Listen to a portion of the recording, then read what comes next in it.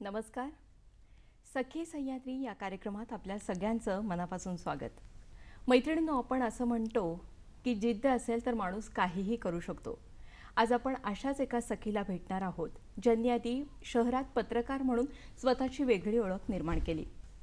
Print मीडियात काम करत असताना जिल्हा परिषद आणि कलेक्टर ऑफिससारखी मोठी आणि आव्हानात्मक बीट सांभाळणाऱ्या त्या एकमेव महिला पत्रकार होत्या. पण करिअरच्या यशस्वी शिखरावर असताना त्यांनी आपल्या मातीच्या ओढीनं गावाकडची वाट धरली.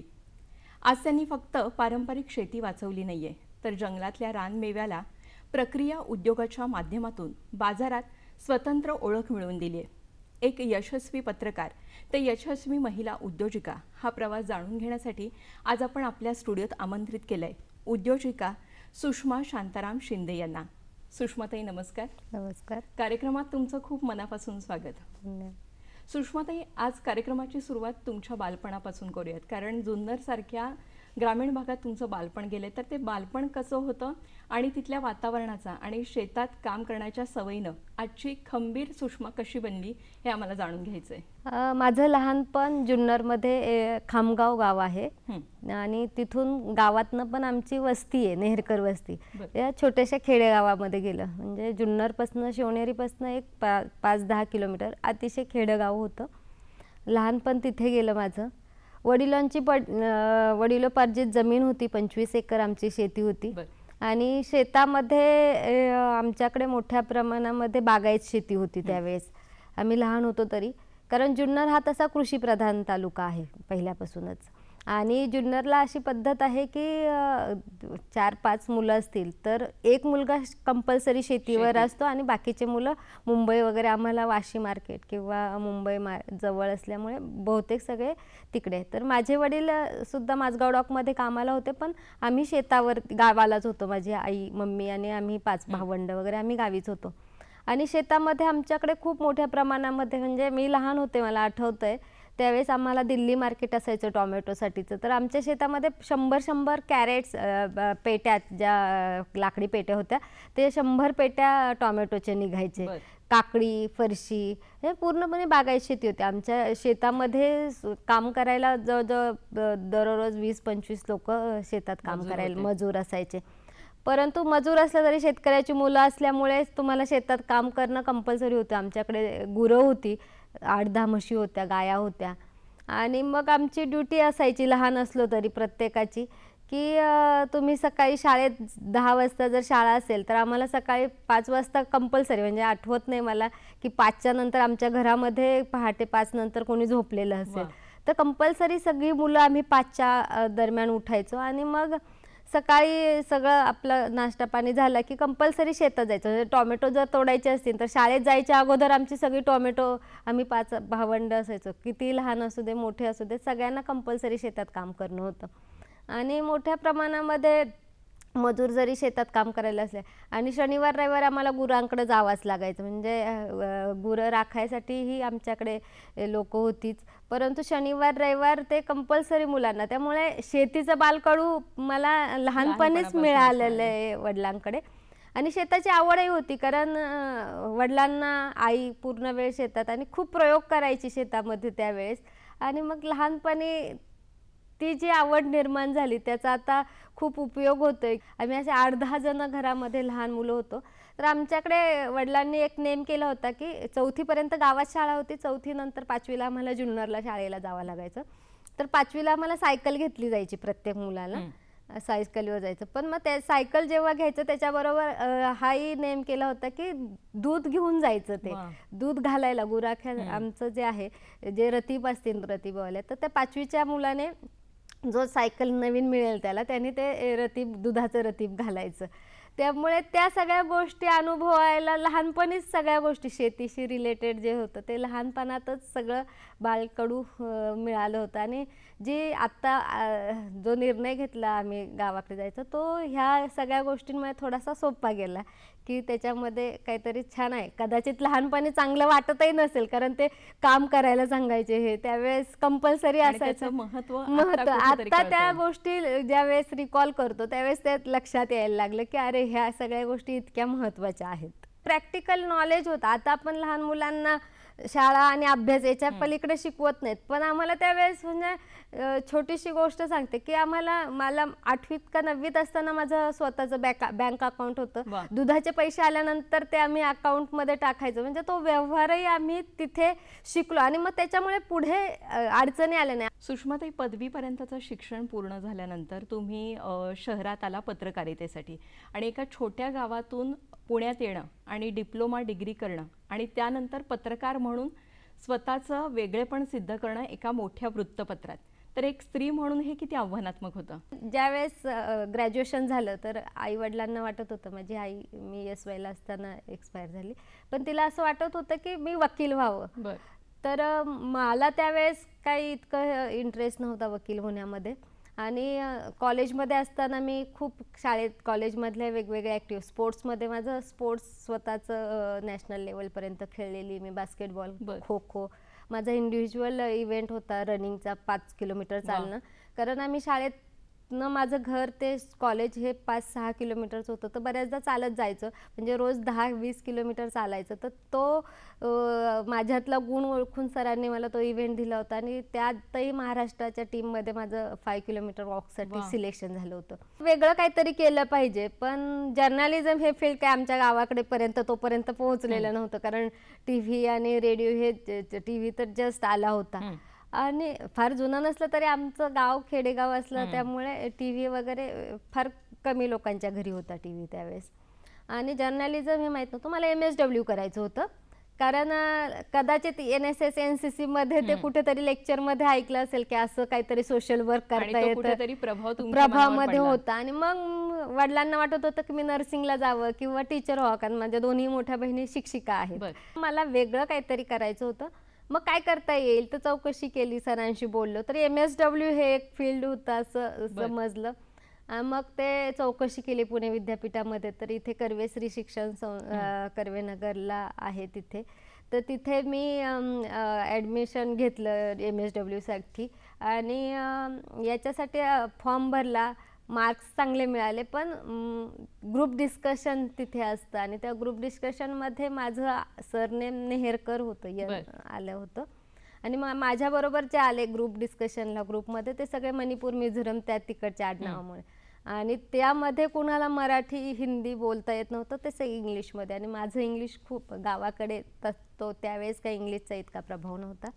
तर मग माझं ग्रुप डिस्कशनमध्ये सिलेक्शन झालं नाही आणि रिटर्न पेपरमध्ये चांगले मार्क मिळूनही मला MSWला ॲडमिशन घेता आलं नाही.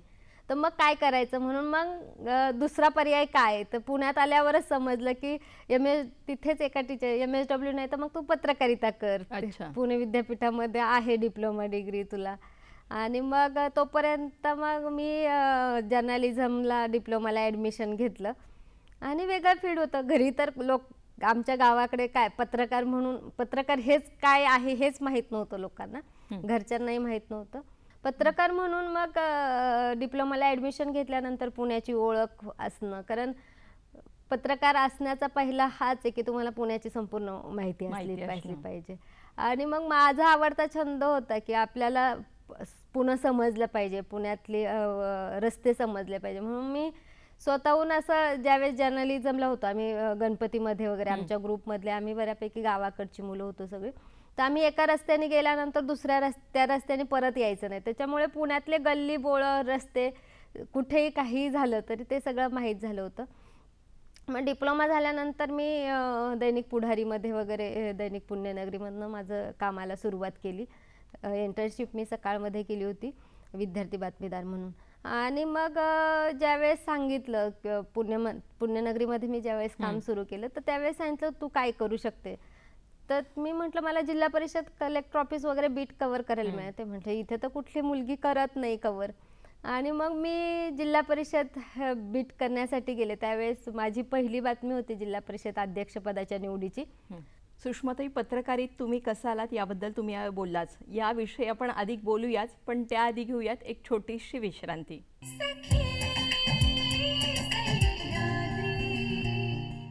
सखी सह्याद्री या कार्यक्रमात आपलं पुन्हा एकदा स्वागत. सुषमाताई, तुमची ओळख करून देताना मी म्हटलं की जिल्हा परिषद आणि कलेक्टर ऑफिससारखी तुम्ही मोठी आव्हानात्मक बीट सांभाळली आणि हे सांभाळणाऱ्या तुम्ही एकमेव महिला पत्रकार होत्या. तर पुरुषांची मक्तेदारी समजल्या जाणाऱ्या या क्षेत्रात तुम्ही स्वतःला कसं सिद्ध केलं? ॲक्च्युली ज्यावेळेस माझा जर्नलिझम डिप्लोमा पूर्ण झाला तर मी विद्यार्थी पत्रकार म्हणून 6 महिने काम केलं आणि रेग्युलर पत्रकार म्हणून काम सुरू केलं. ज्यावेळेस मी सुरुवातीला गेले तर ऑफिसमध्ये जनरली विचारतात की तुम्ही कुठलं बीट करू शकता. मला सांस्कृतिक बीट करायचं नव्हतं कारण मी विद्यार्थी बातमीदार असताना रोज तेच कार्यक्रम करून वेगळं काहीतरी आपल्या भागाशी रिलेटेड काय आहे का. तर त्यावेळेस समजलं की जिल्हा परिषद हा एक बीट आहे आणि कलेक्टर ऑफिस जे पूर्णपणे ग्रामीण भागाशी रिलेटेड आहे. आणि मग मी सरांना म्हटलं की मला जिल्हा परिषद बीट करायचं. तर म्हटलं अरे बापरे, जिल्हा परिषद बीट करणार की. तर मी म्हटलं हो, मला जिल्हा परिषद करायचं. तर सरांनी मला त्यावेळेस सांगितलं, पुण्यनगरीमध्ये होते, आवटे सर होते माझे संपादक. तर ते म्हटले की ठीक आहे, तू 6 महिने जा, तू नाही बातम्या काय येतील ते. म्हणजे त्यांनी पूर्णपणे फ्रीडम दिलं मला की 6 महिने तुझ्या बातम्या मिसिंग झाल्या तरी आम्ही काही तुला हे करणार नाही, पण तू म्हणतीये तर तू जिल्हा परिषद बीट कव्हर कर. विश्वास कुठेतरी त्यांनी तुम्हाला दिला. आणि मग माझ्या मनातून एकदम कॉन्फिडन्स निर्माण झाला आणि मग मी जिल्हा परिषद द्यायला जायला लागली. जनरली आमच्याकडे पत्रकार म्हणून आपल्याला दुपारी 3-4 वाजता त्या बीटवर जावं लागतं, सगळी माहिती घ्यावी लागते ना, आल्यानंतर न्यूज द्यावे लागतात. आणि मग मी जिल्हा परिषदला गेले ज्यावेळेस तर प्रत्येक बीटला सगळ्या न्यूजपेपरचे एक प्रतिनिधी असतात. आणि मी ज्यावेळेस जिल्हा परिषदला जायला लागले, माझं वय जस्ट जर्नलिझम झालं होतं आणि मी जिल्हा परिषदला जात होते. आणि त्यावेळेस जिल्हा परिषदेवरती जे पत्रकार म्हणून काम करत होते ते माझ्या वडिलांच्या वयाचे सगळेजण होते. म्हणजे त्यांचा अनुभव होते. म्हणजे 20-20, 25-25 वर्ष ते जिल्हा परिषद बीट कव्हर करत होते. असे सगळे सिनियर रिपोर्ट हे होते आणि बहुतेक सगळे ग्रामीण भागातनंच आले होते, ग्रामीण भागाशी रिलेटेड होते. परंतु एखादी मुलगी येऊन काहीतरी करते आणि इतकी छोटी, जिला काही हे नाही आणि तिने डायरेक्ट जिल्हा परिषद बीट करणं, ही मानसिकता माझ्या बाकीच्या पुरुष जे सहकारी होते त्यांना फार काही झेपणारी नव्हती. त्यामुळे माझ्याशी फारसं कोणी संवाद साधायचं नाही त्यावेळेस. तर मग मी 1-2 दिवस गेले तर कोणी काही फारसं बोलत नव्हतं माझ्यासोबत. तर मग मी ऑफिसमध्ये येऊन जरा मला थोडंसं रडायलाच आलं सरांना की असं होतंय. तर म्हटलं काय नाही, तू जा आणि जे अधिकारी आहेत, जे पदाधिकारी आहेत, पॉलिटिशियन्स आहेत, त्यांना रोज भेटत जा. काही नाही, फक्त जाऊन बसत जा त्यांच्या इथे, गप्पा मारत जा. आणि मग मी ते सुरू केलं. त्यावेळेस GR यायचे शासनाचे आणि त्यावेळेस काही ऑनलाईन काही नव्हतं. ज्यावेळेस त्यात विभागाचे अधिकारी जेव्हा सांगतील की असं असं GR आलाय, मग त्याच्या बातम्या हा मुख्य विषय असायचा त्यावेळेस आणि पॉलिटिक्स वेगळं काही असेल ते.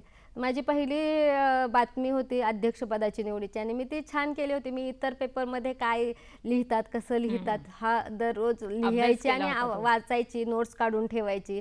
आपण माझी लिहिलेली बातमी आणि इतरांनी लिहिलेली बातमी काय वेगळं आहे का चूक. मी माझं स्वतःचं सेल्फ लर्निंग मी बऱ्यापैकी करत होते. आणि मग अजून अनेक गमती घडत होत्या तिथे, कारण दुसरी कुठलीही महिला रिपोर्टर त्यावेळेस जिल्हा परिषद कलेक्टर ऑफिस बीट जबाबदारीच आणि आव्हानात्मक, कारण महत्वाचे विषय आहेत. सगळे पॉलिटिशियन्स, तुम्हाला मुख्यमंत्री, कलेक्टर, CM बहुतेक सगळे प्रोटोकॉल कलेक्टर ऑफिसमधनं जायचं आणि मग सगळे मंत्री हे आले की तुम्हाला तिथे ऍक्सेस होता तो. त्यामुळे त्या जबाबदारीची पण जाणीव मला निर्माण झाली.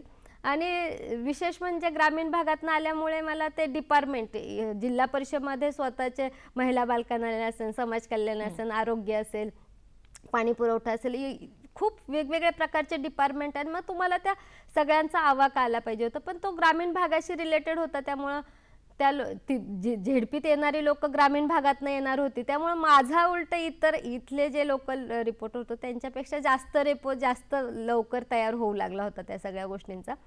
आणि अजून एक होतं की ज्यावेळेस आपण जातो झेडपीमध्ये वगैरे, तर गमतीची बाब होती की ज्यावेळेस सगळे कम्युनिकेशन करतात, अण्णा असे म्हटले, दादा असे म्हटले, काका असे म्हटले, भाऊ असे म्हटले, पण बातमीत लिहिताना आपल्याला नाव लिहायला लागतं आणि मग कोण भाऊ कोण दादा ह्या सगळ्या गोष्टी समजून घ्याव्या लागल्या आणि ते खूप इंटरेस्टिंग होतं. पण ज्यावेळेस मी ते स्वतःला तशी सवय लावून घेतली आणि महिला पत्रकार म्हणून अजून एक गोष्ट मला इथे आवर्जून प्रेक्षकांना सांगायला आवडेल की ज्यावेळेस एखादी महिला पत्रकार जाते जिल्हा परिषदला, त्यावेळेस महिला बालकल्याणला महिला सभापती असायच्या, जिल्हा परिषदला अध्यक्ष सभापती होत्या. अनेक गोष्टी जे पुरुष पत्रकारांना सांगितल्या जायच्या नाही किंवा महिला कर्मचारी असायचे, अनेक विषय मी त्यावेळेस असे कव्हर केले होते की जे महिला पत्रकार म्हणून विश्वासाने माझ्यापर्यंत सांगितली गेली ती माहिती आणि त्यामुळे अनेक महिलांना न्याय मिळाला किंवा काही गोष्टी प्रशासनामध्ये बदलल्या गेल्या. अनेक गोष्टी कव्हर केल्यामुळे तो एक अनुभव खूपच चांगला होता. आता पत्रकार म्हणून तुमचं करिअर खूप चांगलं चालू होतं, यशस्वी तुम्ही होता, नाव होतं आणि असं असून सुद्धा अचानक हे सगळं सोडून आपण गावात काहीतरी जाऊन स्वतःचं निर्माण करावं हे मुळात का वाटलं? 2013ला माझं लग्न झालं आणि माझं सासर आहे आंबोली, खेड तालुक्यातलं, भीमाशंकर अभयारण्यालगत आमचं गाव आहे आंबोली. वडिलांकडं आंबोली आणि सासर आणि माहेरी हे दोन्ही शेतीमध्ये प्रचंड जमीन आसमानाचा फरक आहे. कारण आमच्याकडे सगळे प्लॉटिंग, सरळ मोठमोठी वावरं, मोठमोठी बागायत शेती आणि इकडे आंबोलीला भीमाशंकरच्या भात खाचरं म्हणजे छोटी छोटी दऱ्या कपाऱ्यांमध्ये अशी छोटी छोटी भात खाचरं, पण प्रचंड निसर्गरम्य परिसर आहे. आणि ज्यावेळेस लग्न झालं मला शेतीची आवडच होती. ॲक्च्युली शेतीची आवड होती याच्या ह्यानेच मी कदाचित इतक्या जुन्नर टू आंबोली असा प्रवास, अरेंज मॅरेज आहे माझं, तर ते मी ॲक्सेप्ट केलं असेल कदाचित. आणि मग ज्यावेळेस आंबोलीला गेले मी लग्न झाल्यानंतर, तर त्यावेळेस लक्षात आलं की अरे इथे तर खूप सुंदर वातावरण आहे. आधी थोडंसं मनामध्ये अरे इथे काही म्हणजे निसर्ग छान होता पण शेती असं काही नाही ना. शेतीचं कल्चर म्हणजे मोठमोठे टोमॅटोचे बाग असले पाहिजे, ऊस शेती असली पाहिजे, रोज शेतात काहीतरी, आणि इथे काहीच नाही. म्हणजे लग्न झालं माझं मे मध्ये, त्यावेळेस तर पडीक असतं, त्यावेळेस काहीच नसतं तिकडे शेतामध्ये, पावसावर अवलंबून शेती होती.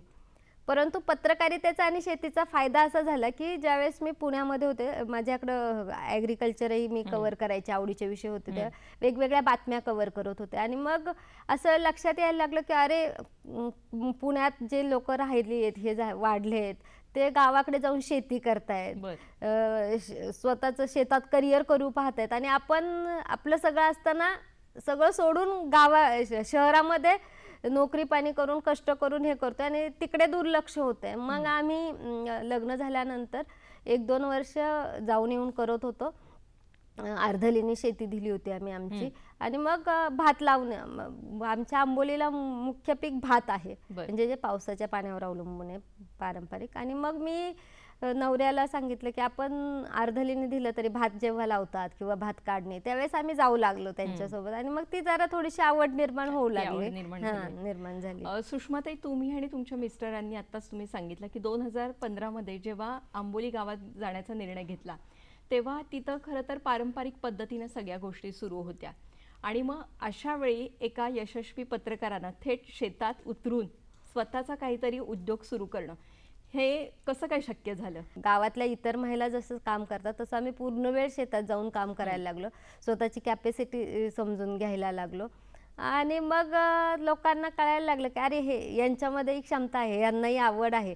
आणि आमच्याकडे पाहून मग इतर महिलांनाही थोडंसं आश्चर्य वाटायला लागले की अरे हे जाऊन शेतात कामं करतायत, यांना हे का वेगवेगळे प्रयोग करायचे पाहतायत. त्यावेळेस आम्ही सुरुवात केली 2014-15ला, ज्यावेळेस स्वतः जाऊन शेतात काम करायला लागलो. त्यावेळेस मग आम्ही अनेक गोष्टींची माहिती घ्यायला लागलो, काय पारंपरिक शेती कशा पद्धतीने केली जात होते, काय करतायत, त्याचा अभ्यास केला. यंदाचं हे 2026 हे वर्ष आंतरराष्ट्रीय महिला शेतकरी वर्ष म्हणून घोषित केलंय, आणि ही किती आपली अभिमानाची गोष्ट आहे. ऍक्च्युली मला ह्याच्यावर सरकारचं मनापासून आभार मानेल मी की त्यांनी महिलांना आजही ग्रामीण भागामध्ये आपला 70% GDP आपला कृषी अर्थव्यवस्था म्हणून आपला देश ओळखला जातो, आणि यामध्येही सर्वाधिक मोठा ज्यावेळेस मी स्वतःहून जेव्हा काम करते तो महिलांचाच असतो. म्हणजे घरात पुरुष जरी असले म्हणजे नांगर धरण्यापुरतं किंवा जी कष्टाची कामं आहेत, पण सर्वाधिक कष्टाची कामं हे महिलाच करतात. शेतातलं नियोजन पण जवळजवळ 80-90% म्हणजे औषधं खतं जे आणायचे ते जरी पुरुष करत असले तरी शेतातलं सगळं नियोजन प्लॅनिंग हे सगळं महिलाच करतात. आजही 100% ग्रामीण भागामध्ये मी सांगेल. आणि याचा मला खरोखर अभिमान आहे की शासनाने तो महिला शेतकरी वर्ष जाहीर केलाय आणि हा खरोखर महिलांचा सन्मान आहे. सुषमाताई, याविषयी आपण अधिक बोलूयाच, पण त्याआधी घेऊयात एक छोटीशी विश्रांती.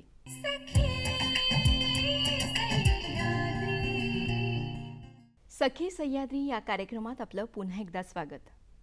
सुषमाताई, गावात तुम्ही आल्यावर जेव्हा तुम्ही आणि तुमच्या मिस्टरांनी निर्णय घेतला गावात येण्याचा, तेव्हा खरं तर आधीच्या पिढीनं जपलेल्या आणि आत्ता सध्या नामशेष झालेल्या तांदळाच्या वेगवेगळ्या जाती तुम्ही शोधून काढल्या. मग यामध्ये रायभोग असेल, जीर असेल किंवा आंबेमोहर. तर व्यवसायात असा नियम आहे की जे चालतं तेच विकायचं, पण असं असून सुद्धा तुम्ही जुन्या उत्पादनांवर भर दिला. तर यामागचं काय कारण आहे आणि तुमचा त्यामागचा दृष्टिकोन काय? ॲक्च्युअली ज्यावेळेस आम्ही शेती करायला सुरुवात केली, स्वतःहून जेव्हा गावाकडे जायला लागलो, आम्ही गेल्या 5 वर्षापासून पूर्ण वेळ शेती करतो. पुण्यातनं पूर्ण शिफ्ट झालेलो आहोत. आणि ज्यावेळेस शेती करत होतो त्यावेळेस आजूबाजूला चौकशी करायला लागलो की आपल्याकडे ह्या भागामध्ये नवरा सांगायचाच की मी लहान होतो तेव्हा आपल्या इथं सगळ्या दाऱ्यामध्ये आंबेमोहर पिकायचा, इतका भारी भात होता तो, म्हणजे शिजायला घातला की म्हणजे गावाच्या वेशीपर्यंत पोहोचायचा वगैरे असं. तुम्ही म्हणजे काय होतं आंबेमोहर, मला तर लग्न झाल्यापासून कधी खायला मिळालाच नाही.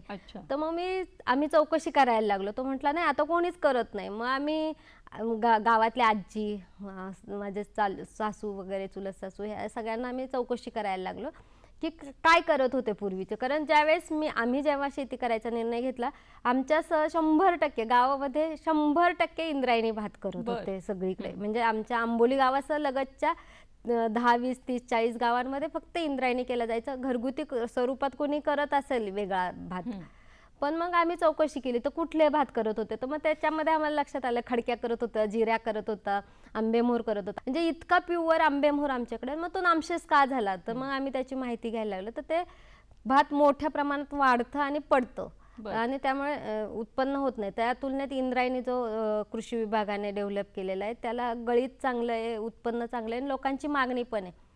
पण मग आम्ही मार्केटचा पण विचार केला की लोकांना खायचं आहे आंबेमोहर, पण मिळतच नाहीये, प्युअर मिळत नाही. नाही आंबेमोहरच मिळत नव्हता. जो असेल तरी भेसळयुक्त आणि हे. मग आम्ही निर्णय घेतला की आपण परत एकदा आपला हा आंबेमोहर भात लावायचा किंवा रायभोग जो होता तो लावायचा. आणि मग आम्ही बियाणाची शोधाशोध सुरू केली. तर आम्हाला लगतच्या 5-10 गावांमध्ये एकाकडेही ते बियाणं सापडलं नाही. मग आम्हाला त्याचं खूपच जास्त दुःख व्हायला लागलं. मग आमच्या परिसरामध्ये एक शाळा आहे सह्याद्री स्कूल म्हणून, ते ह्या संवर्धनाची कामं करतात, सीड संवर्धनाचं.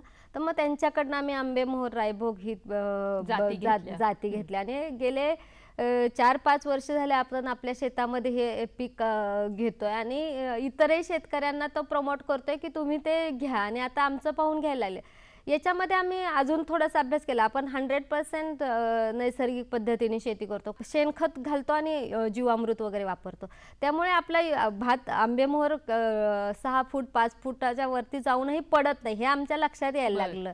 आणि मग ते इतरही शेतकऱ्यांच्या हळूहळू लक्षात यायला लागलं. आणि त्याच्यामुळे आता आम्ही अभिमानाने सांगू शकतो की आता आम्ही तर स्वतः करतोय आणि आपल्या ह्या आंबेमोहर तांदळाला मार्केटमध्ये खूप मागणी आहे आणि लोकांना क्वालिटीचं दिलं की त्यांना आवडते. आणि आता आमच्यासोबत बऱ्यापैकी 8-10 शेतकरी अजून जोडलेत की ते आता आंबेमोहर करू लागलेत. मी आता तुम्हाला तोच प्रश्न विचारणार होते. जेव्हा तुम्ही हा प्रयोग केला गावात आल्यानंतर, तेव्हा तिथले स्थानिक शेतकरी आणि गावकरी तुमच्या या प्रयोगाकडे कशा दृष्टीने पाहत होते आणि सगळ्यात महत्त्वाचं म्हणजे हे सगळे तुमच्याशी कसे जोडल्या गेले, एक महिला नेतृत्व करते हे बघून लोकांना कौतुक वाटते की अरे, म्हणजे आता परवाचंच उदाहरण, माझ्याकडे शेतामध्ये 4-5 महिला होत्या गावातल्या नाचणी लावायला. तर लोकांना कौतुक वाटते, अरे ही इतकी शिकलेली मुलगी आहे, हे तरी येऊन स्वतः करते. अरे आम्ही तर आता आमची 10-20 वर्ष झाले आम्ही नाचणी करणं बंद केलंय किंवा आम्ही भात करणं बंद केलंय. त्यामुळे लोकांना आता हे वेगळं काहीतरी करताय. म्हणजे लोक म्हटले, अरे आम्ही करत नाही, आम्ही बंद केले, हे काय परत नव्यानं सुरू करतायत भात लावायला. पण आता त्यांना कळायला लागले की हे खरंच आहे, याच्यामध्ये प्युअरिटी आहे. म्हणजे उदाहरणच सांगायचं तर इंद्रायणी मार्केटमध्ये आता 70-80 रुपये किलोनी मिळतो, पण तोच आंबेमोहर मला 200 रुपये किलोनी मिळतो, विक्री केलं जातो. पण याच्या मागे पैसा हा हे नाहीये, तर ते स्थानिक वाण असल्यामुळे आता पावसाचा खूप लहरीपणा सुरू आहे. आत्ताही आपण पाहतो या वर्षीची पावसाची फार गंभीर परिस्थिती आमच्याकडे, मोठ्या प्रमाणात भात शेतीचं खूप मोठ्या प्रमाणात नुकसान झालेलं आहे ह्या पावसाने. पण ही जी स्थानिक वाणं होती जी आपली भाताची, आणि नामशेष चाललेली हा नामशेष, हे तुमच्या त्या वातावरणाला सूट होणारी होती. तिथे ते त्या वातावरणात वाढले, म्हणजे त्यांना पाऊस असला किंवा पाऊस कमी झाला, पाऊस जास्त झाला, तरी ते त्याला सस्टेनेबल करू शकत होते. जे संकरित जाती आहेत त्या तुलनेमध्ये ह्या ज्या स्थानिक जाती आहेत भाताच्या, ह्या त्या वातावरणाशी जुळून घेतो. म्हणजे आपण आपलं शारीर, म्हणजे पुण्यात राहणारा व्यक्ती आंबोलीला राहून तेवढा सस्टेनेबल करेलच असं नाही, पण तसंच आहे. म्हणजे तिथला जो आंबेमोहर होता तो त्या सगळ्या वातावरणाला जुळून घेणारा भात आहे. रायभोग त्या वातावरणाला जुळून घेणारा भात आहे, स्थानिक आहे ते, त्यामुळे स्थानिक आहे. आणि मग ह्या सगळ्या गोष्टी आता लोकांना हळूहळू पटू लागल्यात आहेत. आणि आमच्यासोबत म्हणजे आधी म्हणत होते हे काय करणार आहेत, भात पडणारच आहे, ह्यांचं उत्पन्न आम्हाला लॉस झाला नाही, झालं असं नाही, पहिले 1-2 वर्ष कमी उत्पन्न आलं. पण आता लोकांना कळतंय की इंद्रायणीपेक्षा कमी उत्पन्न येऊन पण आपल्यापेक्षा जास्त इन्कम ह्यांना होतं याच्यातनं. तर मग लोक आता हळूहळू आमच्याकडे, आमच्या ह्या प्रयोगाकडे सकारात्मक दृष्टीने पाहतायत. लोक आता म्हणायला लागलेत की आम्ही नाचणी करू, आम्ही वरई करू, आम्ही सावा करू. कारण त्यावेळेस नाचणी, वरई, सावा हे मन भर काढायचे. लोक म्हणायचे आम्हाला 10 पोती नाचणी झाली, 5 पोती वरई झाली, आणि आता काही कुठेही दिसत नाहीये. आजकालच्या काळात उत्पादनाचा दर्जा जितका महत्त्वाचा, तितकंच त्याचं सादरीकरण सुद्धा महत्त्वाचं. आणि कुठलीही बॅकग्राऊंड नसताना तुम्ही तुमच्या गावात चांगलं उत्पादन तुमच्या प्रॉडक्टचं करता, तर यामागचं काय रहस्य आहे? ज्यावेळेस शेतात पूर्णपणे शिफ्ट व्हायचा निर्णय घेतला, शेती करायचा निर्णय घेतला, नुसती शेती करून उपयोग नाही हे लक्षात आलं. आणि शिक्षणाचा फायदा इथेच होतो की आपल्या शेतात जे उगवते, आपल्या परिसरात जे आहे, त्याचे बाय प्रोडक्ट स्वरूपात काहीतरी केलेले पाहिजे. तर मग ते आम्ही वेगवेगळे प्रोडक्ट्स करायचा निर्णय घेतला. आणि मग मोहाच्या फुलाचे लाडू, रानकैरीचं लोणचं, करवंदाचं लोणचं, आणि ह्या सगळ्या गोष्टी आपण प्युअर फॉर्ममध्ये कशा पद्धतीने देत होतो ह्या सगळ्या सुरू केलं.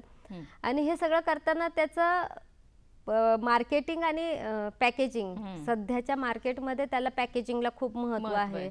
म्हणजे आपला लाडू तर हा मोहाच्या फुलाचा लाडू इतका युनिक आहे, लोकांना तो इतका आवडतो. तर आम्ही त्या पद्धतीने मग पॅकेजिंगवरती पण त्याचं लक्ष गेलं. नवरा हार्डवेअर सॉफ्टवेअरमधला डेव्हलपिंगमध्ये त्याचं काम असल्यामुळे ह्या पॅकेजिंगमध्ये त्याने स्वतः लक्ष घालून त्याचं डिझायनिंग, ह्या सगळ्या गोष्टी केल्या. भीमाशंकरच्या जंगलात हे जे मोहाची फुलं, पूर्वी याची दारू बनवली जायची, पण आज तुम्ही त्याचं एक कल्पनाशक्तीतून लाडू बनवले आणि आज त्या लाडूंना खूप बाजारात चांगली मागणी आहे. तर एखाद्या साध्या रानमेव्याचं एका उत्पादनात रूपांतर करणं, यासाठी कोणता अभ्यास करावा लागला? त्या परिसरातल्या आदिवासी भागातल्या ट्रायबलमध्ये त्याचं खूप महत्त्व आहे. त्याचं आयुर्वेदिक महत्त्व खूप आहे किंवा औषधी म्हणून खूप मोठ्या प्रमाणात आहेत.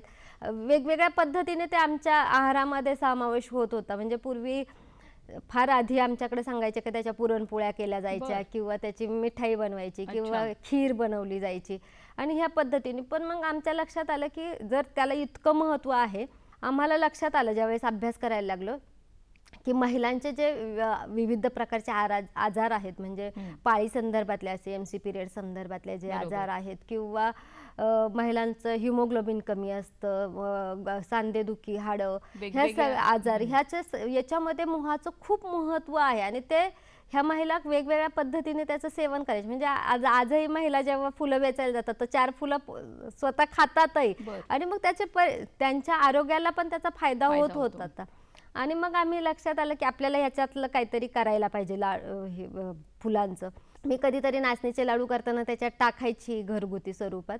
आणि मग लक्षात आलं की अरे गडचिरोलीला जे कुपोषित बालक आहेत त्यांच्यासाठी सरकारने खास लाडूची रेसिपी केली मोहाच्या फुलांची. आणि बाहेरही इतर राज्यांमध्ये जिथे मोहाच्या फुलांचं उत्पन्न आहे, गडचिरोली, छत्तीसगड, इकडे काही काही प्रोडक्ट करतायत असं लक्षात आलं. आणि मग आम्ही निर्णय घेतला की आपल्याला ह्याचं काहीतरी करायला पाहिजे, कारण पैसे कमवण्यासाठी आम्ही हा लाडू, मोहाच्या फुलाचा लाडू आणला नव्हता, की आम्हाला त्या मोहाच्या फुलं किंवा ती झाडं कुठेतरी जगवायची होती, ती टिकवायची होती. आणि त्या महिलांना जो फुलांचं महत्त्व कमी झाले ते परत एकदा आम्ही आमच्या लोकांसाठीच हे सुरू केलं होतं. आणि मग त्या लाडूमध्ये आम्ही खूप प्रयोग केले. नाचणी आमच्या भागामध्ये पिकते, नाचणी, तर मग नाचणीसोबत आपण याचा वापर करूयात का, म्हणून मग आम्ही ते नाचणी, मोहाच्या फुलामध्ये आपल्या नाचणी, मोहाची फुलं, काजू, बदाम, डिंक, गूळ, ऑर्गॅनिक गूळ, तूप, नैसर्गिक आपल्या गावठी गायांचं वगैरे, तर ह्या पद्धतीने आम्ही तो लाडूची रेसिपी केली. म्हणजे रेसिपीसाठी आम्हाला जवळजवळ 1-1.5 वर्ष गेला. आणि त्याचे वेगवेगळे प्रयोग करत गेला. आमचा उद्देशच हा होता की आपण जो लाडू करू मोहाच्या फुलाचा, तो म्हातारी माणसांपासून प्रत्येक वयोगटातल्या, आणि विशेष म्हणजे आमचा टार्गेट ग्रुप लहान मुलं आहेत, कारण ती जनरेशन जर सदृढ निर्माण झाली तर आपल्या देशाचं भविष्य अधिक उज्ज्वल होईल, कारण आत्ताच्या ह्या फास्ट फूडच्या युगामध्ये आपण पाहतोय. आणि मग आमची पहिली टेस्टर आमची मुलगीच होती, शर्वरी. आम्ही तिला सांगायचं लाडू बनवला की खायला द्यायचं, मग ती सांगायची नाही हा जरा गोड कमी आहे, याच्यात आता पण तूप जरा कडक लागतोय, तूप जर वाढवलं तर मग जरा सॉफ्ट होईल. आणि मग अशा पद्धतीने ती 1-1.5 वर्षामध्ये आपल्या मोहाच्या फुलाच्या लाडूची रेसिपी तयार झाली. म्हणजे आपण मोहाच्या फुलाचा लाडू करताना पण नाचणी सत्व तयार करतो, नाचणीला मोड आणतो, ती भाजतो, हे करतो. आणि ह्या सगळ्या पद्धतीने तो लाडू इतका पौष्टिक झालाय की आता बरेच पॅरेंट्स म्हणजे सांगतात की एका वेळेस मुलं 3-3, 4-4 लाडू खातात. आणि म्हातारी माणसं म्हणजे आता आमच्या अशी परिस्थिती आहे की काही काही लोक वर्षानुवर्ष कंटिन्यू घेतात, संपले की 2 दिवस आधीच सांगतात की आम्हाला हे लाडू पाहिजे. म्हणजे अनेकांच्या कॅल्शियमच्या गोळ्या बंद झाल्यात, हिमोग्लोबिनच्या गोळ्या, कारण 40 नंतर म्हाताऱ्या माणसांना सप्लिमेंट घेतल्याशिवाय कॅल्शियमचं हे होत नाही, तर फक्त लाडू खाल्ल्याने अनेकांचे गुडघे दुखणी हे असे बंद झालेले आहेत. आणि त्यामुळे मोहाच्या फुलाचा लाडू हा आपला अत्यंत युनिक रेसिपी झालेली आहे. आणि कुठेतरी बदनाम झालेल्या, कुठेतरी हे झालेल्या फुलाला आम्ही मार्केटमध्ये चांगल्या पद्धतीने द्यायचा प्रयत्न केलेला आहे. प्रक्रिया उद्योगाच्या माध्यमातून आज इतके पौष्टिक वेगवेगळे प्रॉडक्ट तयार होत आहेत, ही सुद्धा किती चांगली गोष्ट आहे. खरं आहे. याविषयी बोलूयाच, पण कार्यक्रमात आता घेऊयात एक छोटीशी विश्रांती.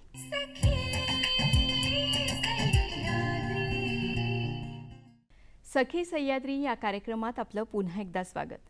सुषमाताई, तुम्ही आता तुमच्या वेगवेगळ्या प्रॉडक्टबद्दल बोलत होतात, आता लाडवांबद्दल आपण बोललो, तर तुमच्या उत्पादनांमध्ये शुद्ध तीळ तेलाचा तुम्ही वापर करता आणि 100% नॅचरल पदार्थांचा वापर करता. तर बाजारात स्वस्त पर्याय उपलब्ध असताना सुद्धा गुणवत्तेशी तडजोड न करण्याची पॉलिसी तुम्ही कशी पाळता, आणि तुमच्या अजूनही प्रॉडक्टबद्दल सांगा. मोहाच्या फुलाचे लाडू जेव्हा झाले आपले तयार, तर मग अजून काय करता येईल असं लक्षात आलं, तर आमच्या भागामध्ये भीमाशंकरच्या लगत खूप मोठ्या प्रमाणात करवंद आहेत, किंवा जंगलामध्ये खूप मोठ्या प्रमाणात रानकैऱ्यांची झाडं आहेत. आणि आमच्या लक्षात आलं की अरे त्या कैऱ्या जेव्हा असतात, आत्ता मोठ्या प्रमाणात लोक खात नाहीत, किंवा प्राणी खाऊन, वानरं हे खाऊन खूप शिल्लक राहतात. म्हणजे मार्केटमध्ये पिकलेली करवंद येतातच आहेत, पण तरी देखील खूप शिल्लक राहतात. मग याचं काय करता येईल का, म्हणून मग आम्ही रानकैरीचं लोणचं तयार करायचा निर्णय घेतला, करवंदाचं लोणचं तयार केलं. ह्या वर्षी आपण भोकराचं लोणचं, भोकरंही आमच्या भागामध्ये खूप मोठ्या प्रमाणात आहे. आणि मग हे देताना मार्केटमध्ये काय चालतंय आणि आपण काय वेगळं देऊ शकतो. आणि आमचा पहिल्यापासूनच उद्देश आहे, आम्ही घरातही स्वतः वेगवेगळी लाईफस्टाईल जी पारंपरिक आहे ती फॉलो करतो. तर आम्ही घरातच इतर रिफाईंड तेल वापरत नाही, तर मग लोकांना आपण कसं देणार, म्हणून आम्ही पूर्णपणे शुद्ध तीळ तेलात आपण हे करवंदाचं लोणचं तयार करतो. त्याच्यामध्ये जे इन्ग्रेडियंट्स वापरतो, हळद आपण आपली ऑर्गॅनिक हळद, म्हणजे आमच्या भागातल्या हे सगळं करताना तिथल्या महिलांना पण रोजगार मिळाला पाहिजे, त्यांनाही ह्या सगळ्या गोष्टी कळाल्या पाहिजेत, या दृष्टीने आपण ते करवंदाचं आणि रानकैरीचं लोणचं सुरू केलं. भोकराचं लोणचं ह्या वर्षी आपण हे केलं. आणि तीळ मार्केटमध्ये जे बऱ्यापैकी लोणची येतात ती कॉटन सीड ऑइलमध्ये वापरली जातात, आणि आपण तीळ तेलाचं देतो. इतर प्रोडक्टच्या तुलनेत आपल्या प्रोडक्टची कॉस्टही जास्त आहे, पण लोकांना कळतंय की तीळ तेल पूर्वी पारंपरिक पद्धतीने तीळ तेलातच मोहरीच्या तेलामध्ये किंवा तिळाच्या तेलामध्ये लोणची केली जात होती. त्याच्यात कुठले प्रिझर्वेटिव्ह टाकायची गरज लागत नव्हती, कारण हे तेलात इतके प्युअर आहेत. आणि त्यामुळे आपल्या लोणच्याला करवंदाच्या आणि कैरीच्या भोकराच्या ह्याला खूप मागणी आहे. एकूणच तुमची जीवनशैलीच ही नैसर्गिक पद्धतीने आहे आणि याचाच एक भाग म्हणून तुम्ही तुमचं घर सुद्धा अगदी साध्या पद्धतीनं बांधलंय. तर या घराविषयी पण आम्हाला जाणून घ्यायची खूप उत्सुकता आहे, कारण केमिकल फ्री जीवनशैली तुम्ही जगताय. ॲक्च्युली आम्ही गावाकडे शिफ्ट व्हायचा निर्णय घेतला त्यावेळेस पुण्यामध्ये जेव्हा राहत होतो त्यावेळेसच आम्ही आमच्या गरजा खूप कमी केल्या सगळ्या, कारण गावाकडे राहायचं तर तुम्हाला तेवढे इन्कम सोर्स नसतील आणि कमी गरजांमध्ये जेव्हा गरजा कमी होतील त्यावेळेस तुम्ही जास्त आनंदाने गावाकडे राहू शकतो. म्हणून आम्ही आमच्या गरजा खूप कमी केल्या.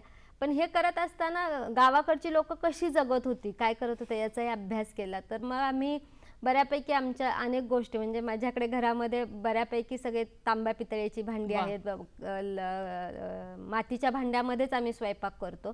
आणि मग ज्यावेळेस ठरलं की आपण आता पूर्णपणे गावाकडे शिफ्ट होणार, तर आम्ही घर बांधायचा निर्णय घेतला. आणि मग ते करतानाही आम्ही खूप अभ्यास केला. नवरा त्याच्यात थोडासा एक्सपर्ट असल्यामुळे मग त्याने खूप अनेक ठिकाणी जाऊन चौकशी केली, प्रत्यक्षात पाहिली, त्याला स्वतःलाही त्या सगळ्या गोष्टी इंटरेस्ट होता. आणि मग आम्ही निर्णय घेतला की आपण घर बांधायचं तर पूर्णपणे मातीचं घर बांधायचं. आणि मग त्याच्यासाठी काय वापरत होते, तर म्हणून मग त्यावेळेस चुना, गूळ, हिरडा ह्या सगळ्यांचं मिश्रण केमिकल करून, कारण आपल्या महाराजांनी जे गड किल्ले बांधलेत ह्या सगळ्या याच्या चुन्यामध्येच बांधलेत आणि ते 150-200 वर्ष झाले त्याला काही होत नाहीये.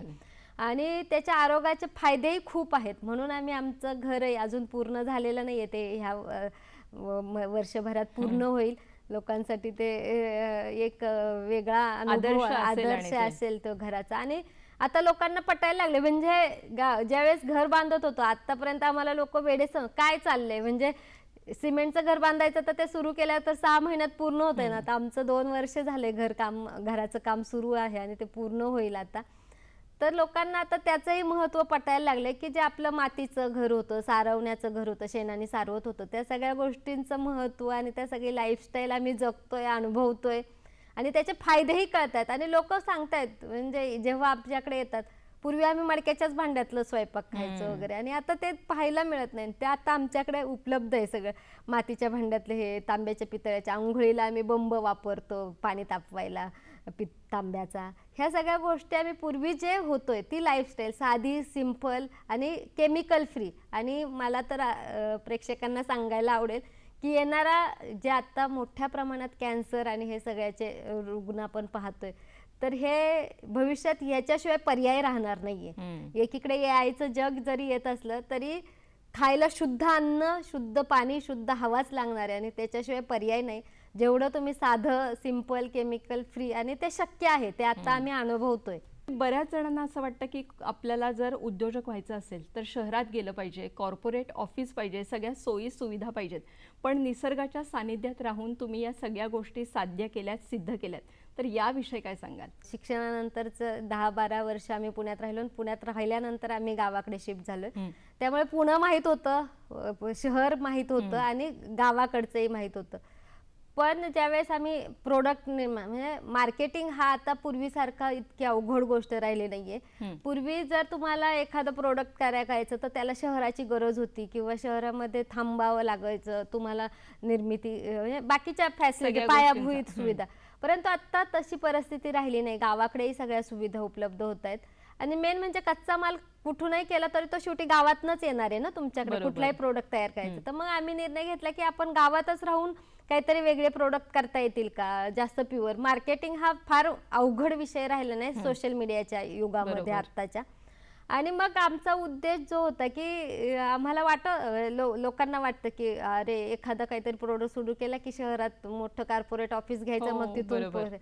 पण आत्ता परिस्थिती तशी नाहीये. लोकांना गावातलं लोकल, महिलांनी तयार केलेलं लोकल एकदम प्युअर गोष्टी हव्या आहेत आणि त्याला खूप मोठं मार्केट आहे. भविष्यात ह्या मार्केटला खूप अजून मोठ्या संधी आहेत. म्हणजे जे प्युअर आहे गावामधलं, कुठल्याही प्रकारे कडधान्य असतील, धान्य असतील, लोकांना आता त्या पद्धतीचं हवंय. आणि म्हणून आम्ही गावामध्येच राहून गावातल्या महिलांसोबत, महिलांना एकत्र घेऊन, त्यांना बरोबर घेऊन, त्यांना रोजगाराच्या संधी देऊन अनेक गोष्टी त्याच्यासाठी आम्हाला मानसिकता तयार करावी, म्हणजे हायजीन मेंटेन करण्यासाठी बरोबर. महिलांची तयारी करून घ्यावी लागते किंवा स्वच्छतेचं महत्त्व पटवून द्यावं लागतं. हे शहरामध्ये तसं त्या तुलनेने करावं लागत नाही, कारण बरोबर. ते उपजात नॉलेज आहे, बरोबर. तर ते महिलांना त्याचं महत्त्व पटवून द्यावं लागतंय.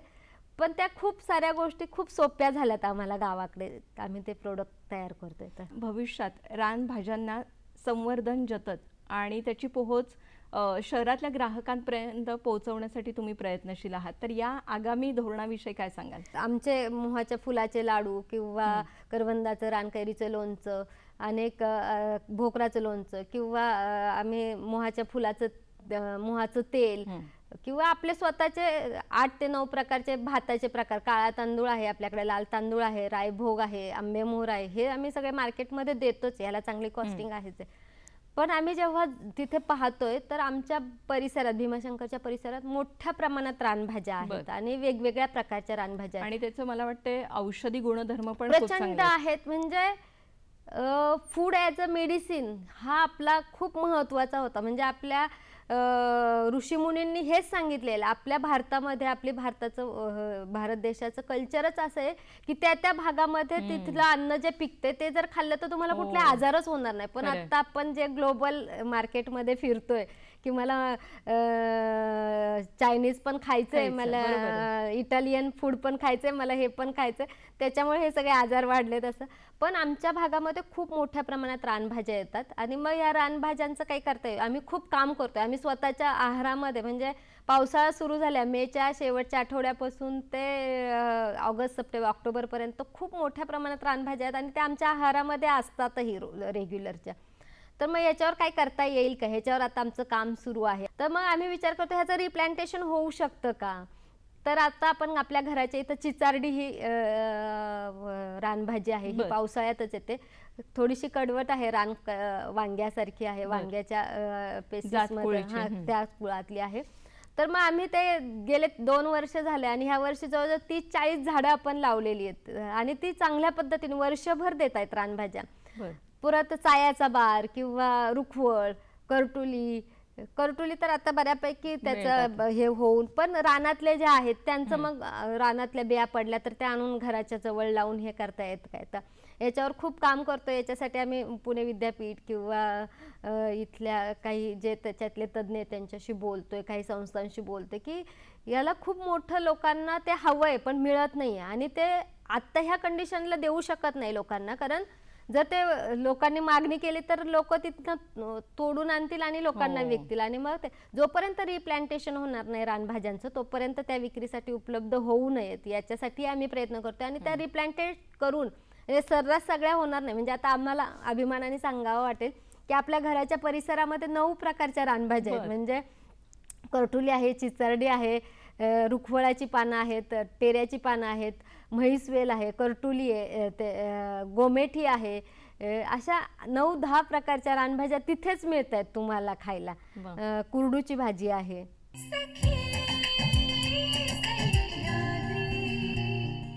सखी सह्याद्री या कार्यक्रमात आपलं पुन्हा एकदा स्वागत. सुषमाताई, तुमचं भर आहे तो वृक्ष लागवड नवीन करण्यापेक्षा जी वृक्ष संपदा आपली आधीपासून आहे ती वाचवण्यावर आहे आणि हा समाजाला नवी दिशा देणारा दृष्टिकोन, याविषयी काय सांगाल?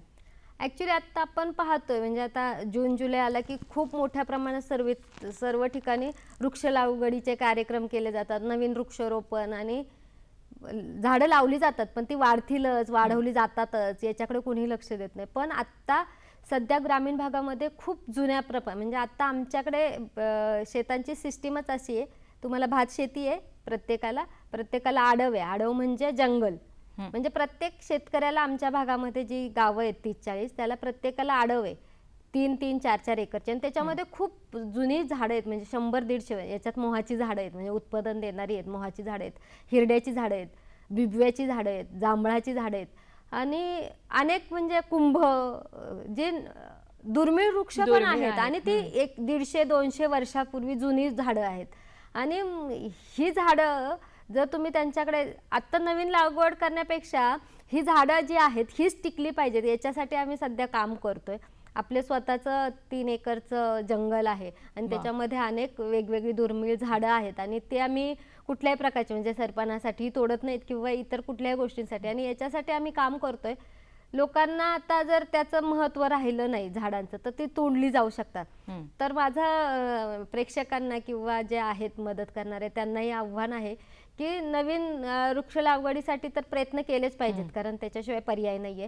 पण जे आहे ते टिकवण्यासाठी जगण्यासाठी सुद्धा प्रयत्न केले पाहिजेत आणि शेतकऱ्यांना आमच्यासारख्या भागातले ज्यांच्याकडे स्वतःची जंगलं आहेत 3-3, 4-4 एकर आणि ज्याच्यामध्ये 100-150 वर्षाची झाडं आहेत ही टिकवण्यासाठी काहीतरी मदत जसं वृक्षारोपणासाठी मदत करतोय कारण ते 150 वर्षाचं झाड होण्यासाठी पुढची एक पिढी जाईल आपली आपण जे आता लावतोय तर जी आहेत ती टिकवण्यासाठी देखील लोकांनी आता ह्या दृष्टीने पण विचार केला पाहिजे आणि तरच भविष्यातलं ग्लोबल वॉर्मिंग थांबू शकतं आपल्या हातात. खरंय, अगदी खरंय.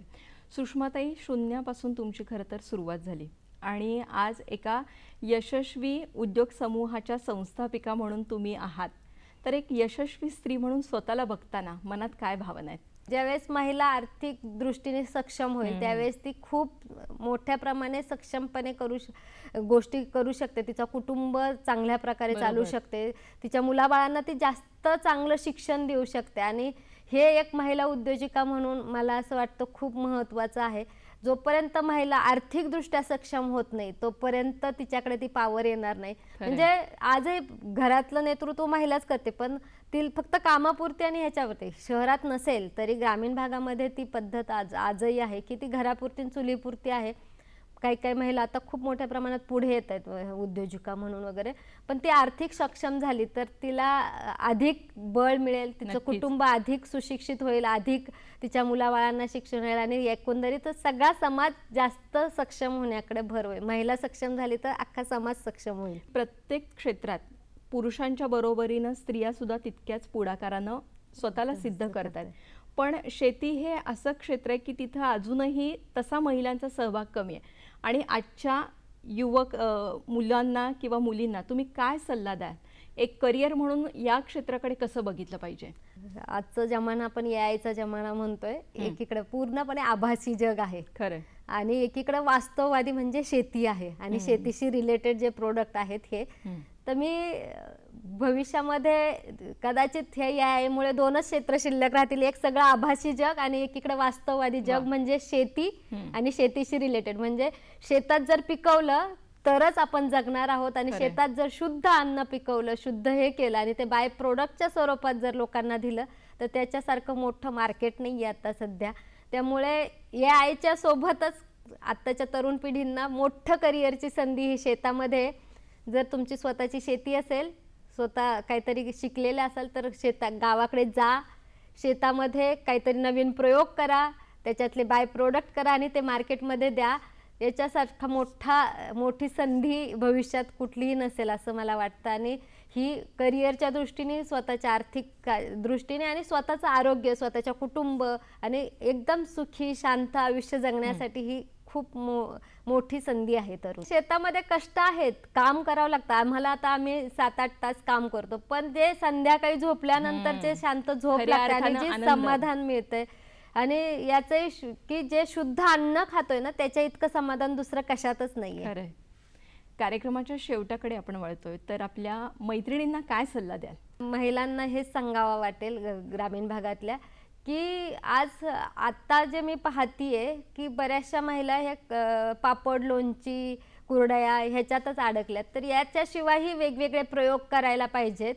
मार्केटचा थोडासा अंदाज घेतला पाहिजे की लोकांना काय हवंय. जरा वेगळ्या स्वरूपात जर दिलं तर ते मार्केट चांगलं उपलब्ध होऊ शकतं. लाडू देतोय आपण रेग्युलर पारंपरिक पद्धतीनेच पण त्याला वेगळ्या पद्धतीने प्रेझेंटेशन करून किंवा त्याच्यातलं काहीतरी वेगळापणा आणून कुरडई पापड्यांच्या मसाल्यांच्या मधून थोडंसं बाहेर येऊन वेगळे काहीतरी प्रयोग.